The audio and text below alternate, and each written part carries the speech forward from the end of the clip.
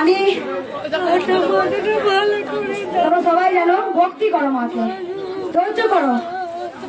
কলকাতাকার মা, কলকাতার মা, ও মা সবাই চলো, এই মাকে একটু দেখানো যাবে মা? মা কবার এলে? তোমার মহাদেবকে নিয়ে সবাই এলে? মা ধৈর্য করেছিল, আজ হচ্ছে না। মেয়ের নাকটা অপারেশন করার কথা ছিল, করতে হয়নি, দুবার ত্রিশূল থেকে গেছে আর করতে হয়নি, সব নর্মাল হয়ে গেছে। আমার ঘাড়ে ব্যথা ছিল, আমার অ্যাসিড হতো 25-30 বছর, সব ঠিক হয়ে গেছে একদম। মা কবার এলে?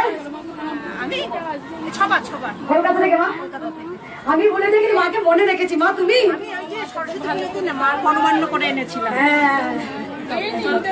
এই মা এসে কাজে আমার জন্য দেখো না মা, বাবা বড় হাসবেন বা এই মা দাঁত দিয়েছে কেন জানো? ও বলছে মঙ্গলা মায়ের কষ্ট হয়। বলো মা কি উপকার হয়েছে? আমি দাঁড়াতে পারছিলাম না, একটু দাঁড়াতে পেরেছি। আর একটা কাজ আছে, একটু শুকিয়ে এসেছে, যেন পূর্ণ হয়ে যায় মা, ভালো হয়ে যায়। কোথা থেকে আসছো মা? আমরা দক্ষিণেশ্বর থেকে আসছি মা। আগে এসেছিলে মা? একবার এসেছিলাম, এটা নিয়ে দুবার।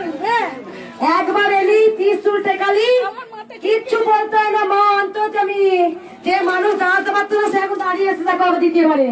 একবার সবাই বলুন জয় জয়।